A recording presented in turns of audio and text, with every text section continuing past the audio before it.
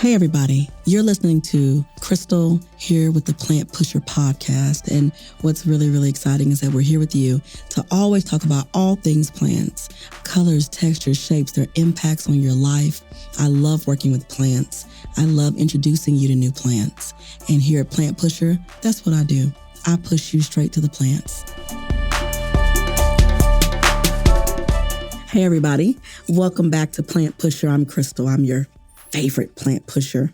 I'm really excited because today we're going to discuss your how and why to start a garden. And what's so exciting about that is I love gardening personally. It's like my little elderly habit of life. And when I first began a garden, to be truthful with you, I just was playing around. I wasn't quite sure what I was doing, but I felt like I read enough and I bought enough books and it gave me some ideas. And I kind of just went at it and had a lot of fun and learned along the way. And so, it's important to remember why you're starting your garden, because if you're doing it because it's trendy, are you going to keep up with it? Because I wouldn't, right? So it's got to be something you're passionate about. So when you start your garden, there are going to be some amazing benefits to you as a person. But to be truthful, they're going to be simple things. It allows you to connect with nature. And listen, that's one of the things I love doing the most. So whether you're gardening with no shoes on or with shoes on, letting your feet touch the grass, putting your hands in the soil and connecting with that rich, nutrient-dense matter is everything. It calms you. It slows you down. It allows you to take a deep breath. It allows you to connect with nature and living plants. I mean, it's just, it's a stress reliever, okay? And I love that about gardening. But another benefit is that you get to grow your own food. I mean, it's all for the belly. Let's do it, So I love the edible part of it, quite frankly. And not only does it save you money, but then it provides you with fresh produce right there in your backyard or in your front yard or in a local area. So I say know your why, okay? It's important because that's really what's going to keep you going. Because if you're not passionate, when it gets really hot outside, you might not be as interested in growing food anymore because it wasn't, you didn't grow things you're passionate about. You didn't connect your why to your garden and what it meant to you or why you were planting those crops or the things you enjoy eating, and I encourage you to plant things you love to eat. Let's just be truthful.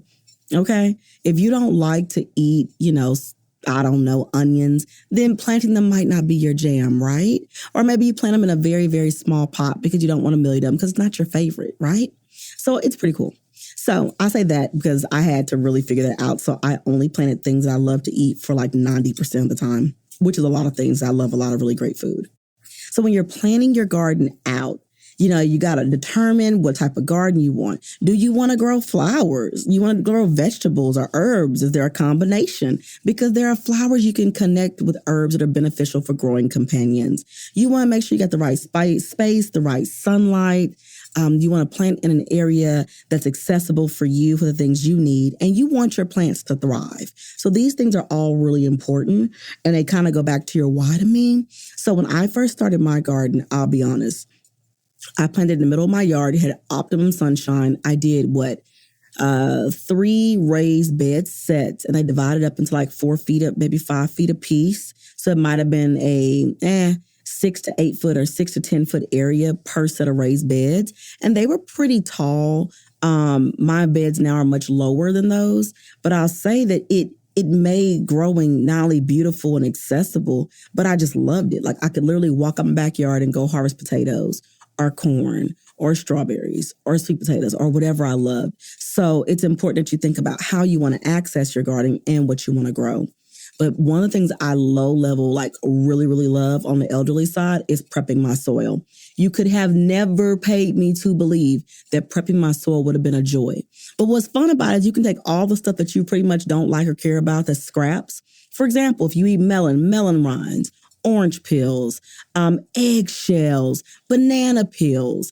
And then you can also take you can buy bone meal if you want. You can buy fish meal. All those things put not only protein, but they put other nutrients back in the soil. There's blood meal. There's so many things. You can put animal manure, whether it's llama, whether it's cow, whether it's whatever you choose, because the actual dung from the animal is also packed with nutrients that you need to nurture your plants. So in those off seasons where the weather gets a little cooler and things change, or even during the winter, what I have done for many years is I will nourish my soil. I will soak it down. I will add shredded paper, coffee grinds, banana peels, watermelon rinds, old frozen scraps I have of produce, the tops or bottoms of onions, you name it. And then I put it in my garden beds and I cover it with soil. I cover it with paper. I cover it with another layer of soil and I soak it. And then I do like my different meals on top of that and soak those in as well. And then I let them sit. I let them mature, because I feel that it really needs time to break down. And so when the rains come, when the ice or snow comes, or whatever climate you may live in, I found that underneath all of that, when I start coming back to till the soil, I have the darkest, richest, earthier soil because of it. Just rich and aromatic. And then my crops, when I'm growing things, they shoot up like amazingness. I mean, they just rise really quickly. They grow abundantly. They're happier. So allow the earth to give back to the earth by using natural things like that. That's nature's natural fertilizer. You know what I'm saying? So don't be afraid to like kind of lean on things like that in your soil as well. And if you need to dice it up really fine or slice it up a little smaller to create your own compost style design in your garden, then do it, because it's really, really great. And you're going to really love the results for your soil. And so think about what you want to plant. Lay out a map. Organize your garden into sections and write down what you want to grow in each section, because it's going to be really, really amazing. And what you're going to find is that you want to make sure that you put certain nutrients in the soil to nurture certain types of food you'll be growing, or flowers you'll be growing, or herbs. So everything needs something a little different sometimes. So make sure you do a little bit of research, because that's the fun part. You know what I'm saying? But you want to make sure that you aerate that soil, put holes in it, loosen it up, turn it a couple of times. Whether you use a shovel, whether you use an aerator or a tiller, it's completely up to you. But you want to make sure that you have quality soil. And you want to make sure you use, great organic matter in it. And you need those nutrients, because that's what your food is going to be feeding off of. And when your soil is all ready, you're going to decide what you want to plant. Grab great heirloom seeds. Do your best to always choose heirloom seeds. And what that means is that the seeds that actually come from the plant itself can be replanted. That's why you see certain packaging on seeds that says non-GMO, which is genetically modified, right?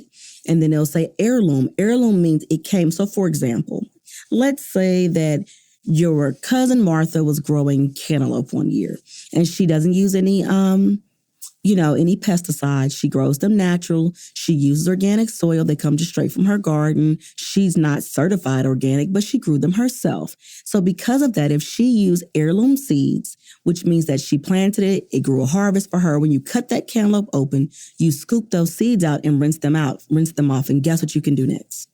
Put them back in the ground and plant more. It's awesome. So it's important that you have heirloom seeds, because seeds have, before we became more involved in them, naturally did this process. Over time, humans have designed seeds where they don't produce.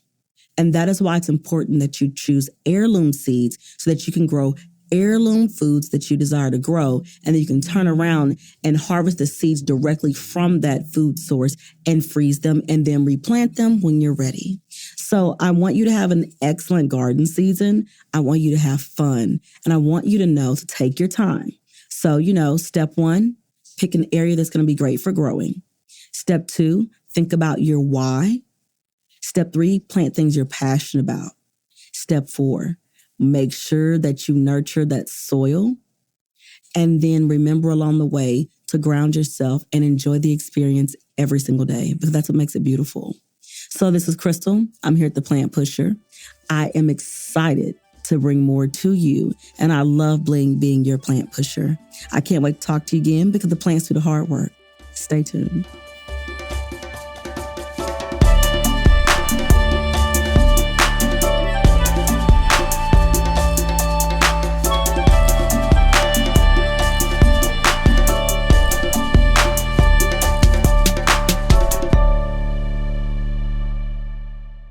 This show, Plant Pusher Podcast, is brought to you by Possibilities Podcast Platform.